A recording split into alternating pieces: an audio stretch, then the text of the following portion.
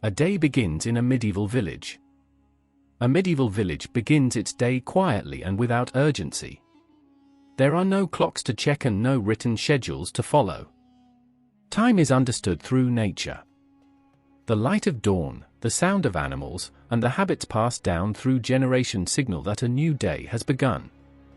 Morning arrives slowly, and people rise because life requires it, not because a device tells them to.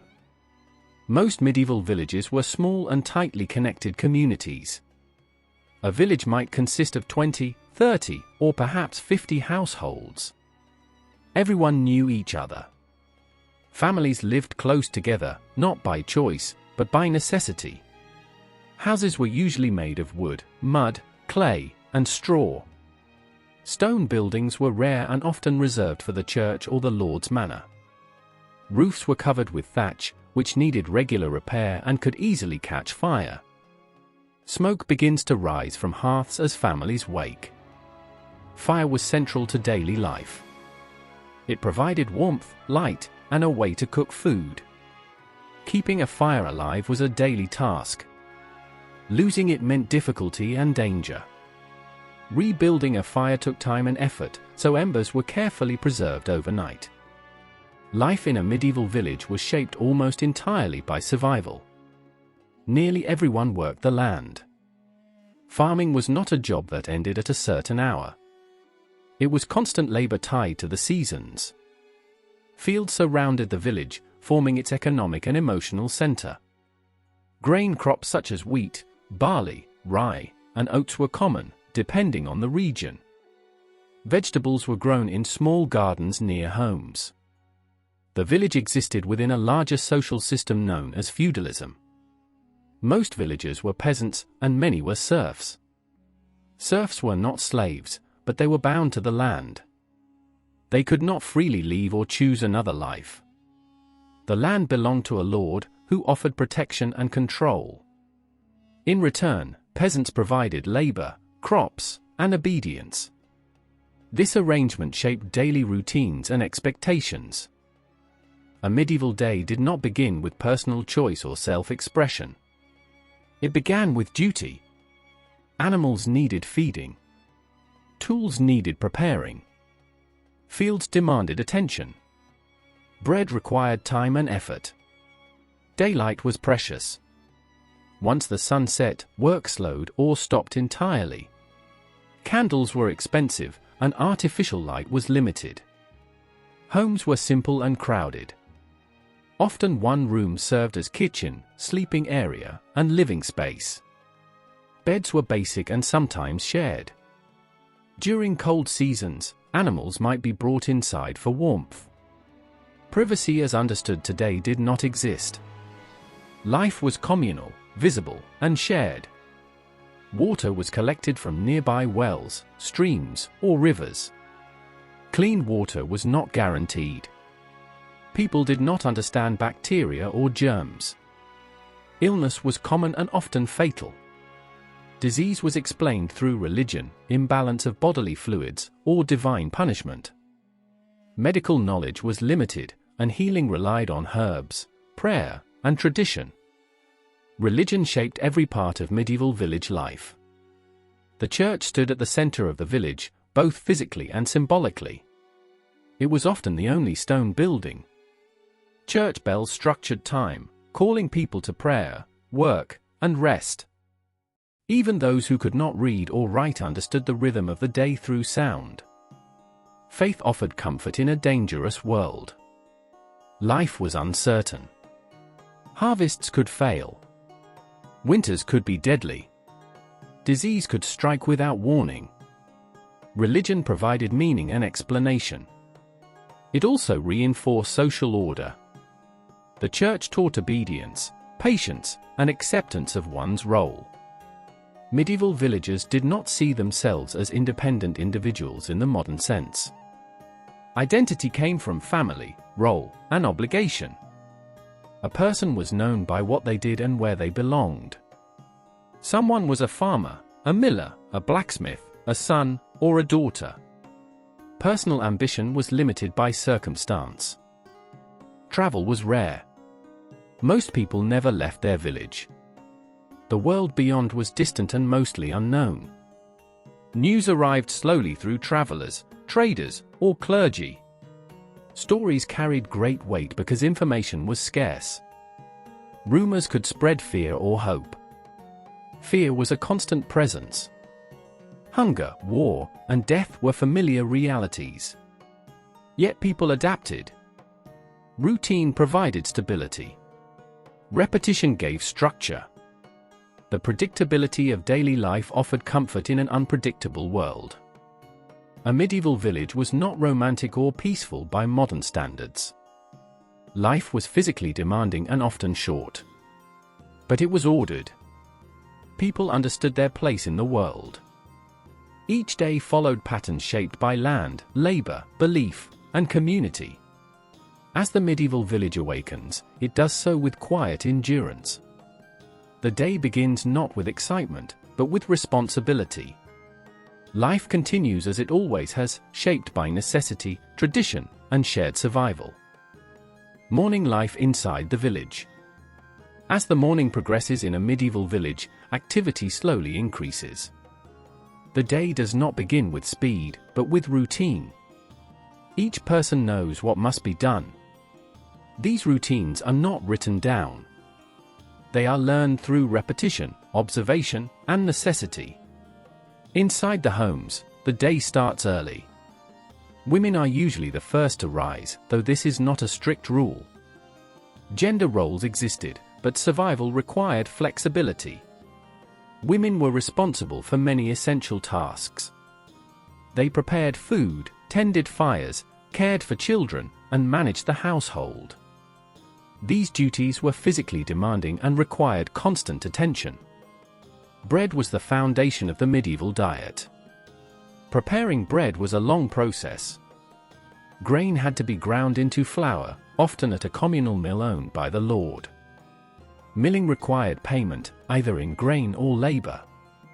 Once flour was obtained, dough was prepared and baked, sometimes in shared village ovens. Bread was eaten at nearly every meal. Children were part of daily labor from a young age. Childhood as a separate stage of life barely existed. As soon as children were physically able, they helped.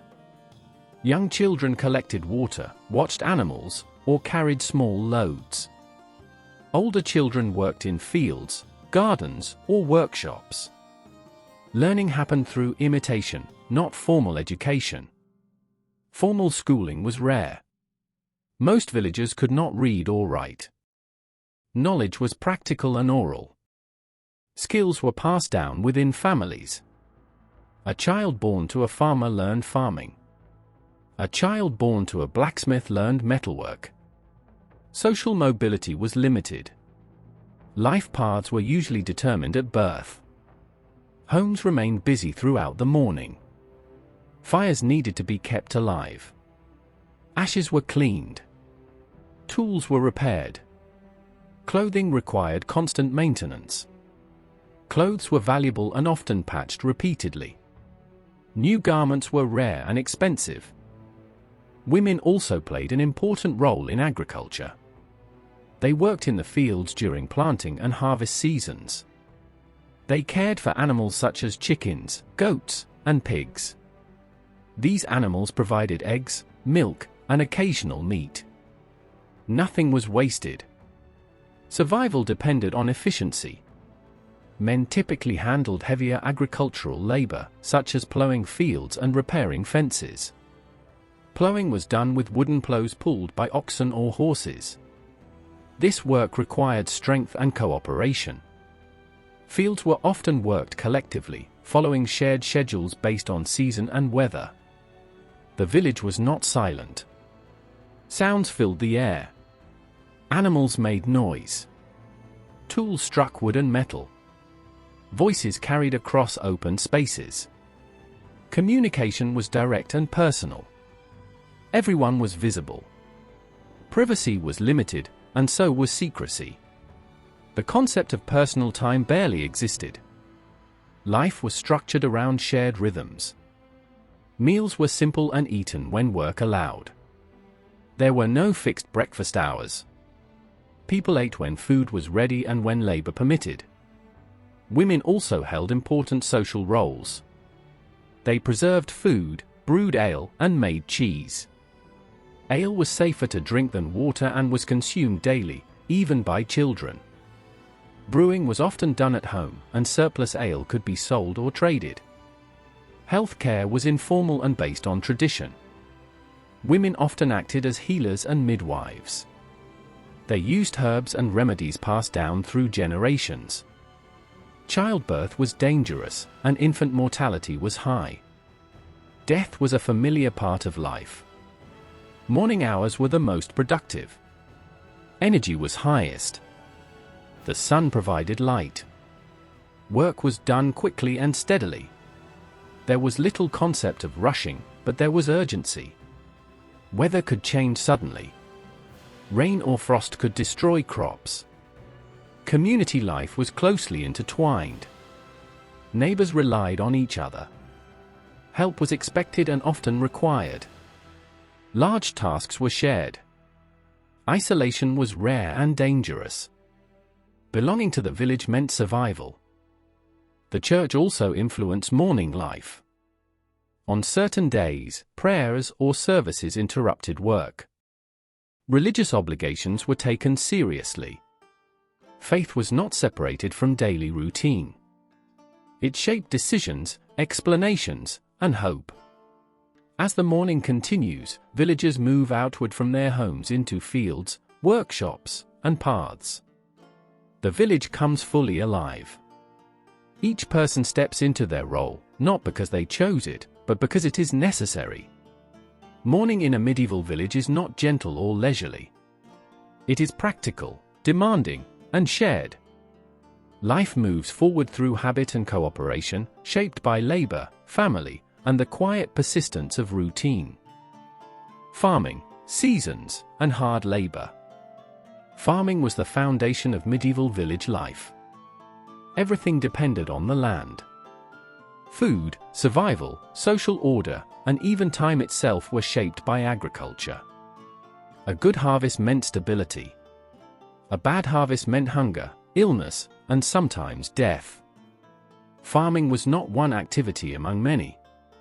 It was the central task around which all others were organized. The agricultural year followed the seasons closely. Spring was a time of preparation and planting. Fields were plowed and seeds were sown carefully. Summer was devoted to growth and maintenance. Crops were watched closely. Weeds were removed. Animals were moved between pastures. Autumn was the most important season. It was harvest time. Winter was a period of survival, when stored food was slowly consumed. Tools used by medieval farmers were simple and heavy. Plows were made of wood, sometimes reinforced with iron. Oxen were commonly used to pull plows because they were strong and steady, though slower than horses. Working the soil required teamwork. Several people often worked together to manage fields efficiently. The open field system shaped medieval agriculture in many regions. Large fields were divided into long strips. Each family worked several strips spread across different fields. This system reduced risk. If one area failed, another might succeed. It also required cooperation. Planting and harvesting followed shared schedules. Crop rotation was essential. Farmers learned through experience that planting the same crop repeatedly exhausted the soil. The three-field system became common. One field was planted with winter crops, another with spring crops, and a third left fallow to recover. This system improved yields and reduced famine, but it did not eliminate risk. Animals were an important part of farming life. Cows, sheep, pigs, and chickens were valuable resources. Animals provided labor, food, clothing, and fertilizer. Manure was carefully collected and spread on fields to enrich the soil. Losing an animal could threaten a family's survival. Daily farm labor was physically exhausting. Work began early and continued for many hours. There were no machines to reduce effort. Every task required strength, endurance, and skill. Blisters, back pain, and injuries were common. Medical treatment was limited, and many people worked through pain. Weather was unpredictable and powerful. Rain could save crops or destroy them. Drought could lead to famine. Frost could wipe out an entire season's work overnight. Medieval farmers had no scientific understanding of weather patterns. They relied on observation, tradition, and prayer. The harvest was the most intense period of the year. Entire villages worked together to bring crops in before weather changed. Men, women, and children participated. Long days were common. Speed mattered. Grain left too long in the fields could rot or be lost. Harvest time was also a moment of tension. The year's survival depended on these days. Mistakes were costly. Failure was terrifying.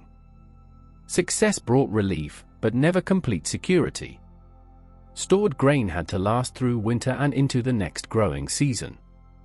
Once harvested, crops were processed.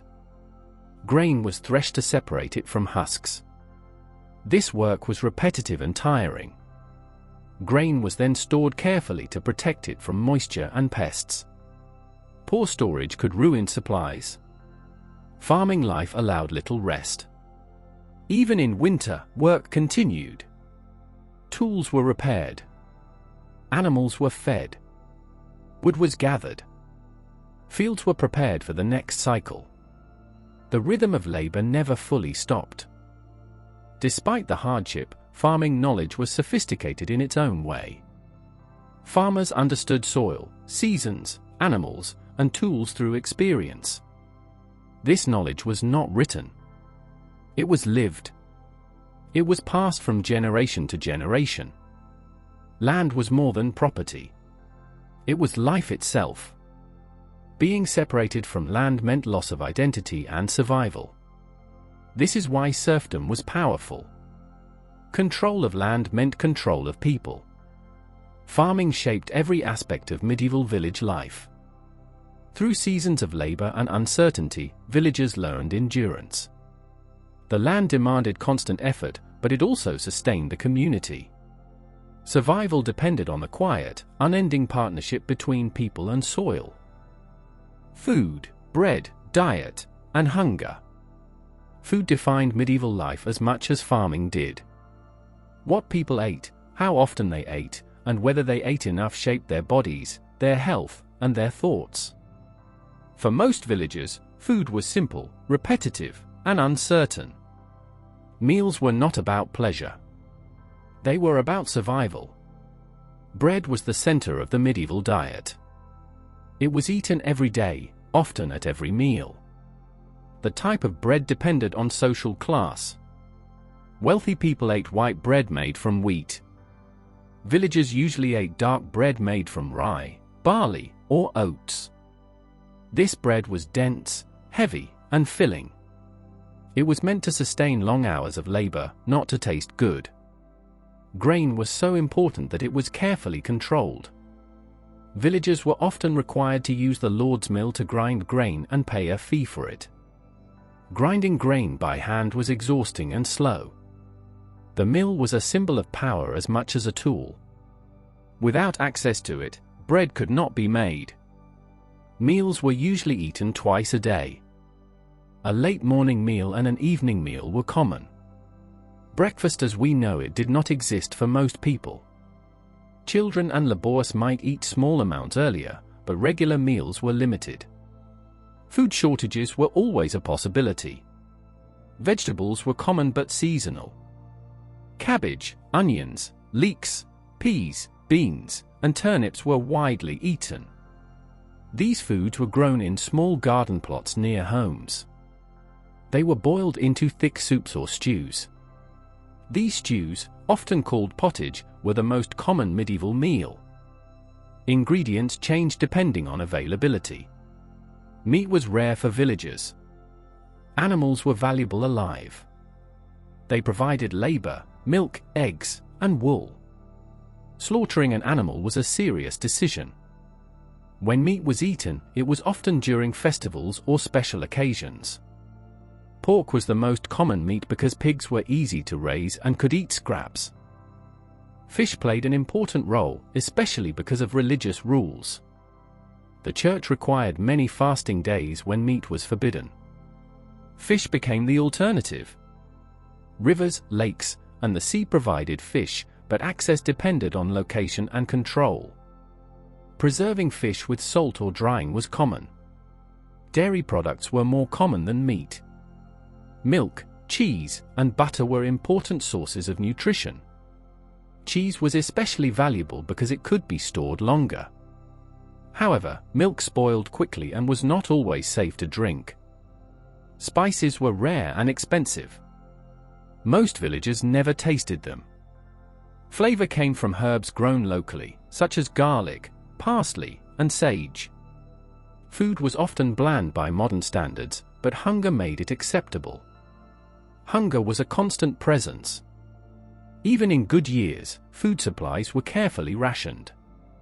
A bad harvest could lead to famine. During famine, people ate whatever they could find. Acorns, roots, and even grass were consumed. Records describe people eating animals that normally would not be considered food. Malnutrition weakened bodies. People were shorter on average than modern populations. Teeth were worn down by rough bread that contained small stones from grinding. Illness spread easily among undernourished villagers. Food storage was a major concern. Grain had to be kept dry. Rodents were a serious threat. Smokehouses were used to preserve meat when possible. Salt was valuable and sometimes scarce. Losing stored food could mean disaster. The lord controlled much of the food system. Taxes were often paid in grain. During shortages, lords might open stores or enforce prices, but they also protected their own supplies first. Inequality in food access reflected social hierarchy clearly. Religious beliefs shaped food habits deeply. Fasting was seen as spiritually important. Hunger was sometimes interpreted as punishment or a test from God. This belief helped people endure suffering, but it also discouraged questioning the system. Food was rarely eaten alone. Meals were communal. Families shared bowls and bread. Eating together reinforced social bonds. Silence was common during meals, especially in religious households. Food in a medieval village was limited, repetitive, and uncertain. Bread sustained life, but hunger shaped it. Every meal reflected the balance between labor, land, power, and survival. To eat was to endure another day. Social classes, lords, and obligations. Medieval village life was organized by a strict social structure. Every person belonged to a class, and that class determined nearly every aspect of daily existence. Social mobility was extremely rare. Most people were born into a position and remained there for life. This structure provided order, but it also enforced inequality. At the top of the local hierarchy stood the lord. The lord owned the land on which the village existed. This ownership was not symbolic. It was legal, economic, and enforced. Villagers worked the land, but the lord controlled it. In exchange, the lord offered protection and authority. Most villagers were peasants, and many of them were serfs. A serf was not a slave, but was not free either. Serfs were legally bound to the land. They could not leave without permission. Their labor belonged partly to themselves and partly to the lord. This arrangement defined medieval rural life. Serfs owed labor services, known as corvée. They worked the lord's fields several days a week. These days were separate from the time spent working their own strips of land. This meant long weeks of labor with little rest. Failure to perform required work could result in punishment. In addition to labor, villagers paid rent and taxes. These were often paid in goods rather than money. Grain, animals, eggs, or wool were common payments. The lord also controlled key facilities such as mills, ovens, and wine presses. Villagers were required to use these and pay fees. This system ensured continuous income for the lord. Below the lord were various officials. The steward managed the estate. The bailiff enforced rules and collected payments. These figures often came from the village itself, which created tension. Authority was visible and personal. Free peasants also existed. They owned or leased land and had more legal rights. They could move, sell property, and negotiate rents. However, they were still subject to taxes and obligations. Freedom did not mean equality. Social class shaped housing, clothing, diet, and education. Lords lived in manor houses or small castles. Villagers lived in simple huts made of wood, mud, and thatch. Clothing reflected status clearly. Fine fabrics and colors were restricted to the wealthy. Laws known as sumptuary laws enforced these distinctions. Justice was administered locally. The lord held court and resolved disputes. Punishments included fines, public shame, or physical penalties. Justice favored those with power. Villagers understood this and often avoided confrontation. Obligations were not only economic. Villagers owed loyalty and obedience. In return, the lord was expected to maintain order and provide protection during conflict. This mutual obligation formed the basis of feudal ideology, though it rarely felt equal in practice. Marriage, inheritance, and family life were influenced by class. Serfs often needed permission to marry or pass property to children. Fees were charged for these rights. Life decisions were never entirely private. Despite inequality, village life was cooperative. Shared labor and communal responsibilities created bonds. People depended on one another for survival. This did not remove resentment, but it made isolation impossible. Resistance existed, but it was limited. Complaints, avoidance, and small acts of defiance occurred. Large rebellions were rare and dangerous. The system was reinforced by law, force, and belief. Religion played a role in maintaining social order. The idea that hierarchy was part of God's plan encouraged acceptance. Suffering was framed as meaningful. This belief helped people endure hardship but discouraged change. Social class structured medieval village life deeply. Lords controlled land and power. Villagers provided labor and obedience. Obligations defined relationships, limited freedom, and shaped daily reality. Life was ordered, but not equal. Religion, church, belief, fear, and hope. Religion was at the center of medieval village life. It shaped how people understood the world, suffering, time, and death. For villagers, religion was not a private belief. It was a shared structure that organized daily routines, moral behavior, and collective meaning. The church was the most powerful institution in medieval Europe. Its influence reached every village. The local church building stood at the center of the community, both physically and symbolically. It was often the strongest stone structure in the area. Bells marked the passage of time and called people together. Most villagers could not read. Religious knowledge was transmitted through sermons, rituals, images, and stories. Paintings, stained glass, and statues served as teaching tools. These images were vivid and emotional. They communicated ideas about heaven, hell, sin, and salvation clearly. God was understood as present and active in daily life. Good harvests were seen as blessings. Disease, storms, and famine were often interpreted as punishment or tests. This belief gave meaning to uncertainty, but it also created fear. Many events were beyond human control, and divine will explained why. Fear played a strong role in religious experience. Hell was described in terrifying detail.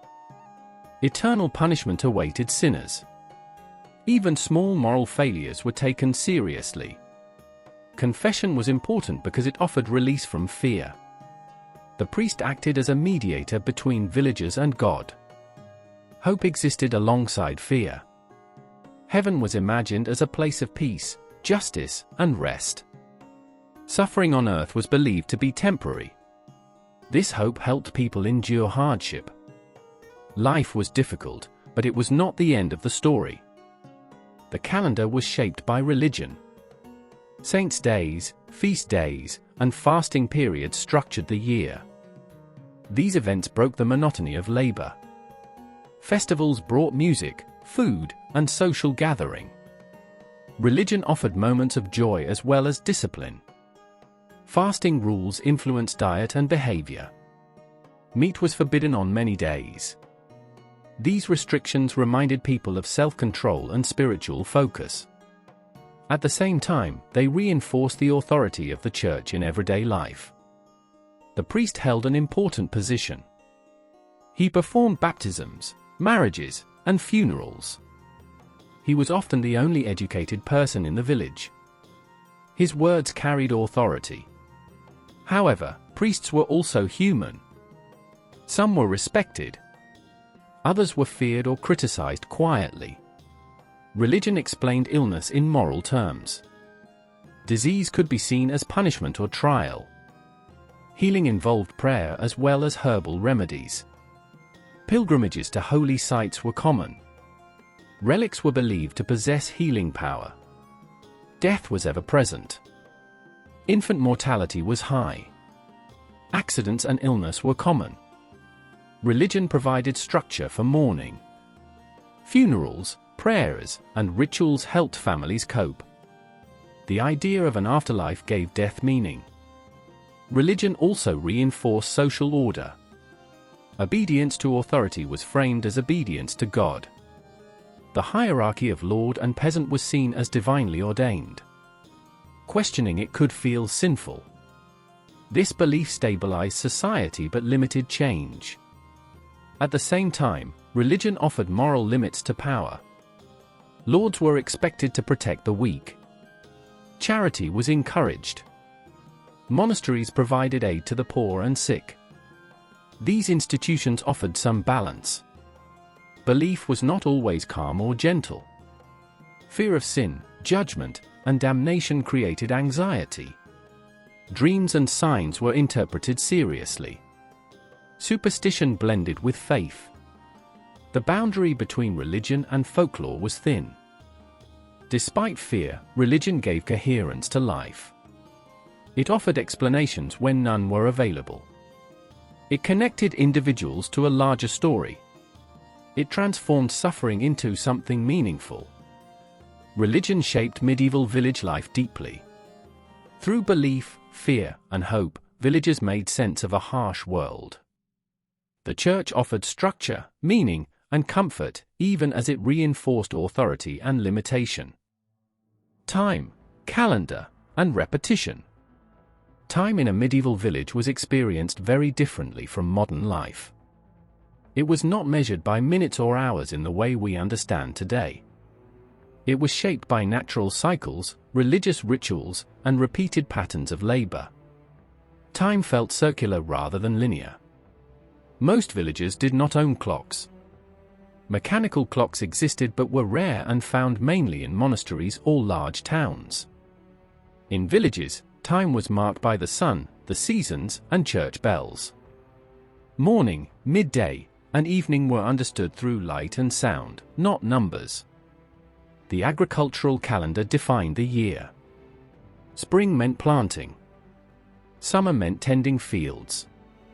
Autumn meant harvest. Winter meant survival and preparation. This cycle repeated endlessly. Each year felt similar to the one before. Change was slow and subtle. Religious time overlapped with agricultural time. The church calendar structured weeks and months. Sundays were days of rest and worship. Feast days interrupted work. Fasting periods changed eating habits. Saints' days commemorated holy figures and events. This repetition created stability. Life felt predictable. People knew what was expected of them in each season. At the same time, repetition could feel heavy. Days blended together. For many villagers, life felt like a long sequence of labor without clear progress. The concept of personal future was limited.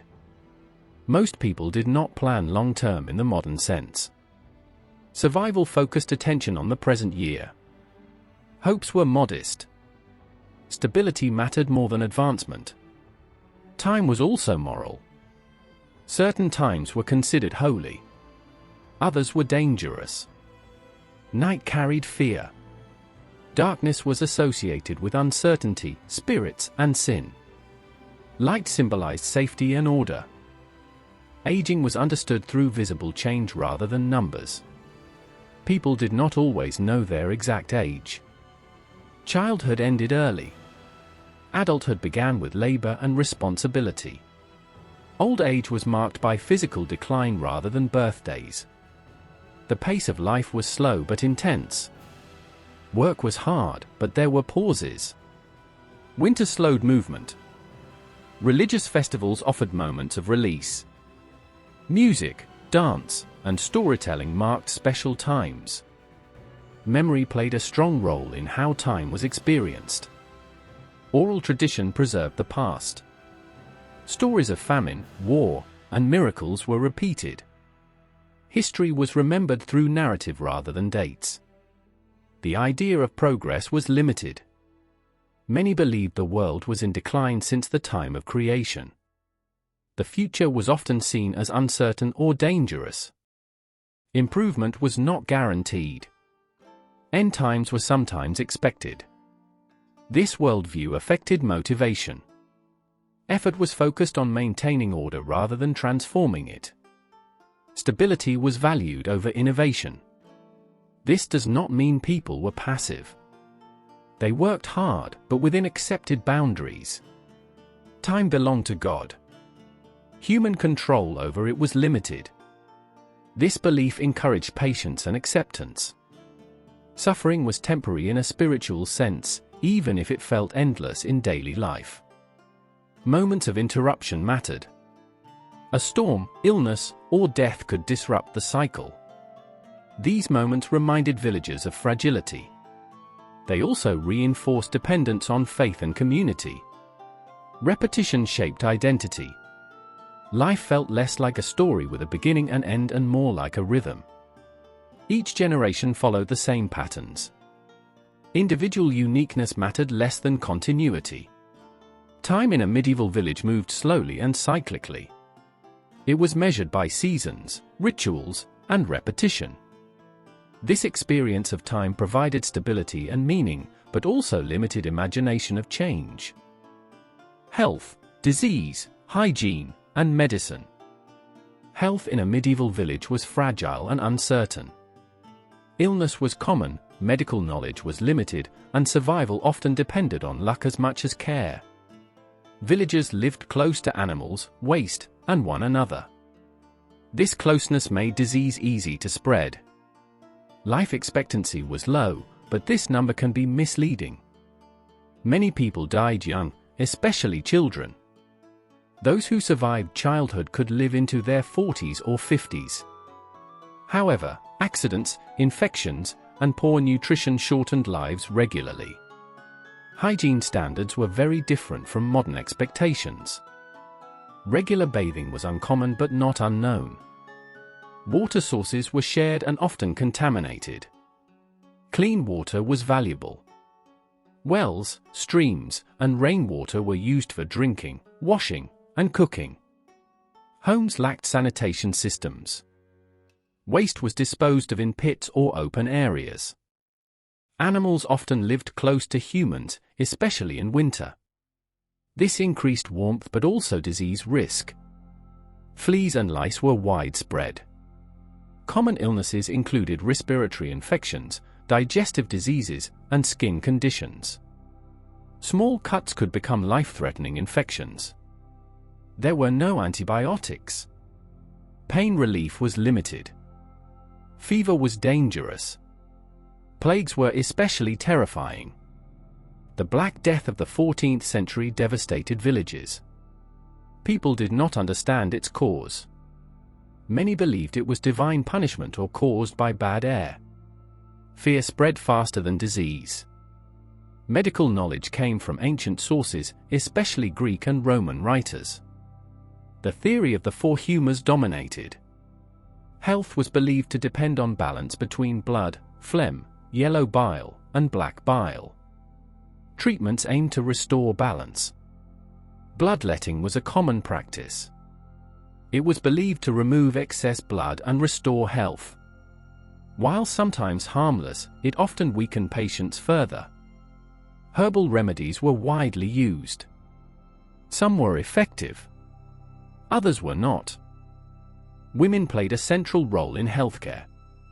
Midwives assisted childbirth. Healers used knowledge passed through generations. This practical medicine was essential, though not always recognized by authorities. Childbirth was dangerous. Many women died during or after delivery. Infant mortality was high. Religious rituals surrounded birth and death, offering comfort in uncertainty. Hospitals existed but were limited. They were often run by religious institutions. Care focused on comfort and spiritual support rather than cure.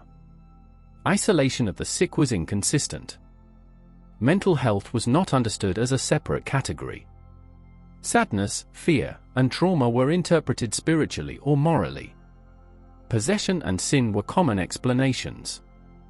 Fear of illness shaped behavior. People avoided the sick. Communities sometimes isolated families. Stigma accompanied disease. Yet care and charity also existed. Diet affected health deeply. Malnutrition weakened immune systems. Poor teeth caused pain and infection. Physical labor caused injuries. Despite limitations, medieval medicine was not entirely ignorant. Observation mattered. Some practices worked by chance or experience. Knowledge slowly accumulated. Health in a medieval village was uncertain and fragile. Disease was common. Medicine was limited. Survival depended on resilience, community, and belief. Illness was not only a physical experience, but a social and spiritual one. Law, punishment, and justice. Law in a medieval village was local, personal, and deeply connected to power. There was no centralized legal system in the modern sense. Justice was administered by lords, church officials, and local courts. Law was less about abstract principles and more about maintaining order. Most villagers had little knowledge of written law. Rules were learned through tradition and practice. Custom mattered more than statutes. What had always been done was often considered right. The lord held legal authority over the village. He presided over manorial courts. These courts dealt with disputes, crimes, and obligations. Attendance was often mandatory. Justice was visible and public. Punishments were meant to deter. Public shaming was common. Offenders might be fined, placed in stocks, or forced to confess. Physical punishment existed, but imprisonment was rare. Prisons were expensive to maintain. Serious crimes such as theft, violence, or rebellion were punished harshly. The severity depended on status. Lords and elites were treated differently from peasants. Justice was unequal by design. The church operated its own courts. These handled moral and religious offenses. Heresy, adultery, and blasphemy were church matters. Penalties focused on repentance and correction, but could be severe. Oaths played a central role. Swearing before God was considered binding. Breaking an oath was both a legal and spiritual offense. Trials by oath or ordeal were used in earlier periods. Trial by ordeal involved physical tests. Surviving was seen as proof of innocence. These practices declined over time but reflected belief in divine judgment. Community participation was important. Neighbors testified. Reputation mattered. A good reputation could protect someone. A bad one invited suspicion. Law reinforced social hierarchy. Authority flowed downward. Obedience was expected. Resistance was dangerous. Fear maintained order. Punishment was visible to discourage others. Mercy existed but was selective. Justice aimed to restore balance, not fairness as we define it. Compensation mattered. Fines often replaced imprisonment. Medieval justice maintained order through power, fear, and tradition. Law reflected hierarchy and belief. It was not equal, but it was understood and accepted as part of life. War, danger, protection, and rumors. War was not a constant presence in medieval village life, but it was always a possibility. Villagers lived with the awareness that violence could arrive suddenly. Even in times of peace, the threat of war shaped behavior, fear, and planning. Most villagers were not soldiers. However, war affected them deeply. Armies needed food, shelter, and supplies. When soldiers passed through a region, villages suffered. Crops were taken. Animals were seized. Homes were damaged. Protection was one of the lord's main obligations. In theory, the lord defended the village. In practice, protection was limited. Castles and fortified manor houses offered safety to elites, not peasants. Village defenses were simple. Some villages had ditches or wooden fences. These offered minimal protection. In times of danger, people fled rather than fought. Rumors traveled quickly. News of war, raids, or plague spread through travelers and merchants. These stories were often exaggerated. Fear grew easily. Without reliable information, imagination filled gaps. Banditry was a real threat. Roads were dangerous. Travel was risky. Isolated villages were vulnerable. Law enforcement was weak. War also disrupted the economy. Fields were abandoned. Harvests failed. Hunger followed conflict. Recovery was slow. Men could be called to fight. Service depended on status. Peasants served as foot soldiers. Equipment was basic. Training was minimal. Survival was uncertain. The psychological impact of war was significant. Fear lingered even after danger passed. Trauma was not understood or named, but it existed. Religion framed war morally. Victory was seen as divine favor. Defeat as punishment. Prayer accompanied conflict. Violence reinforced social hierarchy. Those with weapons held power. Villagers had little control. War shaped medieval village life through fear and uncertainty. Even distant conflict had local consequences. Survival depended on endurance, community, luck. Aging, death, burial, and the afterlife. Aging and death were familiar realities in medieval village life. People lived close to loss. Disease, accidents, and hunger made death a constant presence. Unlike modern society, death was not hidden. It occurred at home, among family and neighbors. Old age was respected but rare. Many did not live long enough to become elderly. Those who did often relied on family support. There was no retirement. People worked as long as their bodies allowed. Death was often sudden. Infections spread quickly. Injuries became fatal. Medical help was limited. Families prepared for death as a normal part of life. When someone was dying, the priest was called. Confession and last rites were essential. A good death meant spiritual preparation. Fear of dying without repentance was strong. After death, the body was washed and prepared by family members.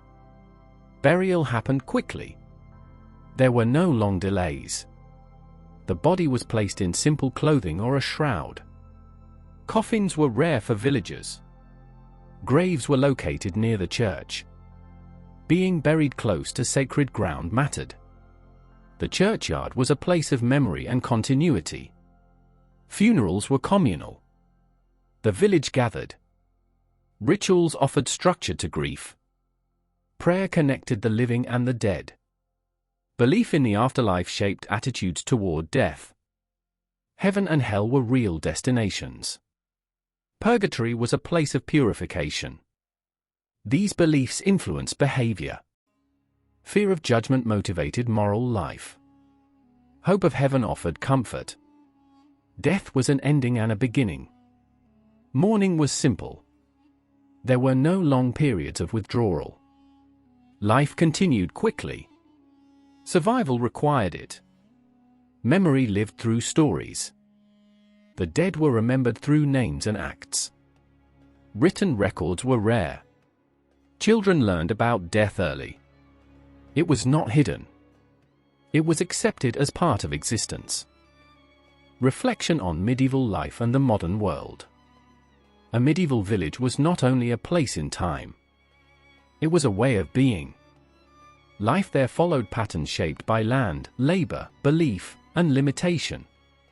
When we look back at medieval village life, we are not only studying history.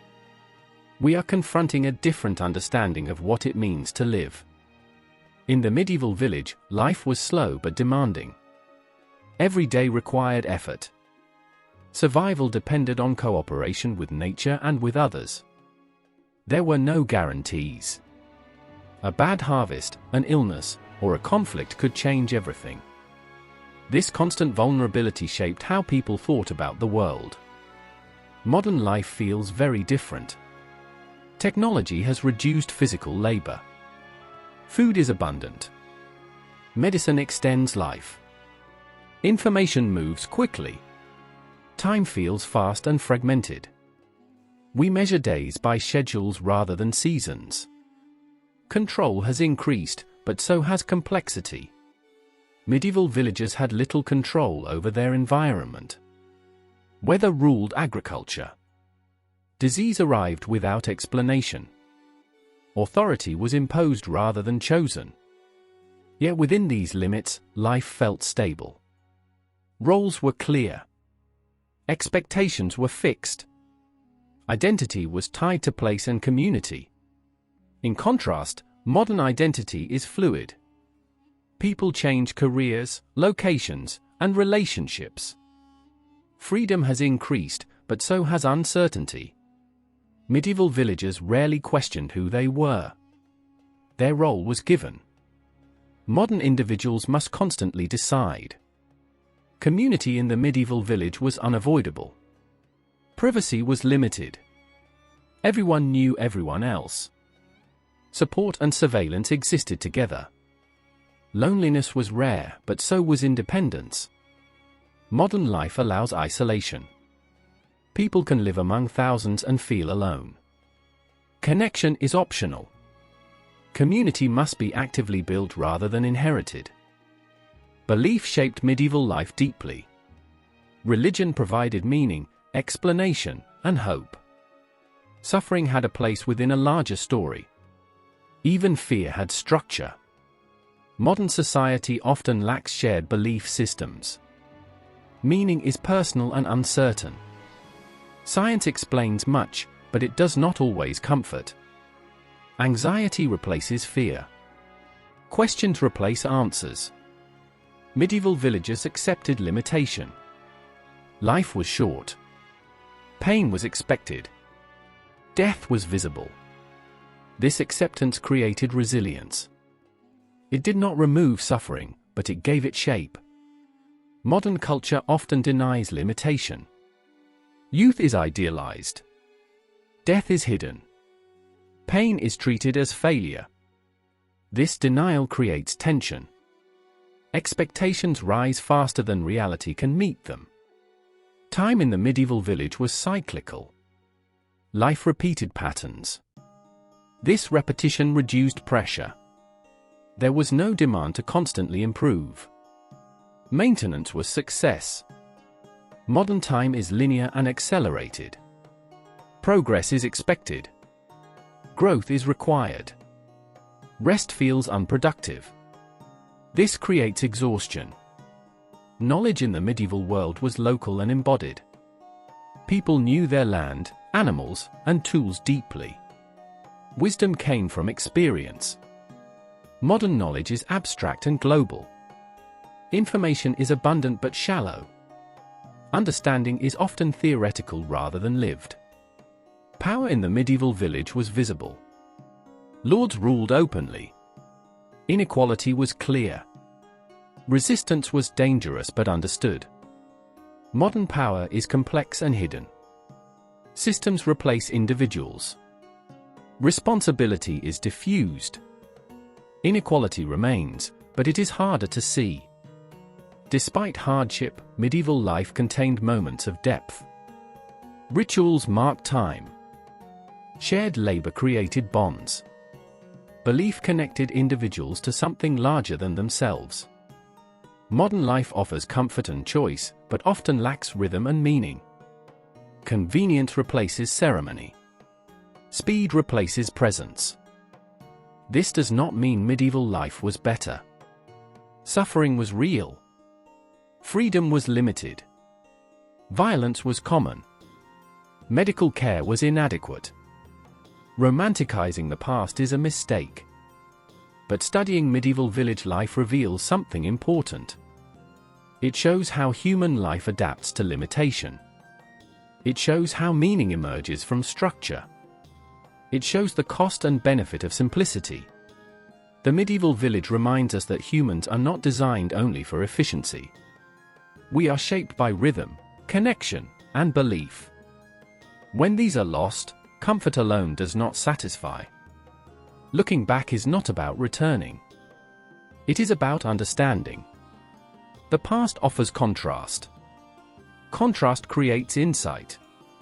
The medieval village teaches us that life does not need to be optimized to be meaningful. It needs to be lived with awareness, connection, and acceptance.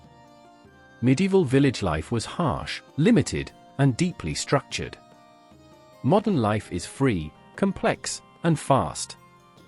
Between them lies a question still unanswered: how should humans live well within their limits? When we step away from the medieval village, something remains with us. It is not the tools, the buildings, or the laws. It is a feeling. A way of understanding life that is distant from modern habits, yet strangely familiar. Medieval villagers lived close to necessity. Life did not offer many distractions. Hunger, weather, work, belief, and community were always present. There was little separation between thinking and living. Philosophy was not written in books for them. It was embedded in routine. They did not ask abstract questions often. They asked practical ones. Will the harvest be enough? Will the child survive the winter? Will God forgive us? These questions shape their inner world more strongly than theory. And yet, behind these questions lies a philosophy of endurance.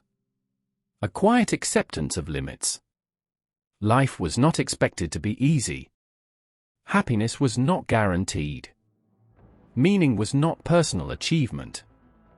Meaning was survival with dignity. Modern life often seeks control. Medieval life accepted uncertainty. This acceptance did not remove fear, but it reduced surprise. When hardship arrived, it was painful but expected. Community played a central role in this endurance. People did not face life alone. Privacy was limited, but support was constant. Suffering was shared. Joy was shared. Death was shared. In modern society, suffering is often isolated. People struggle silently.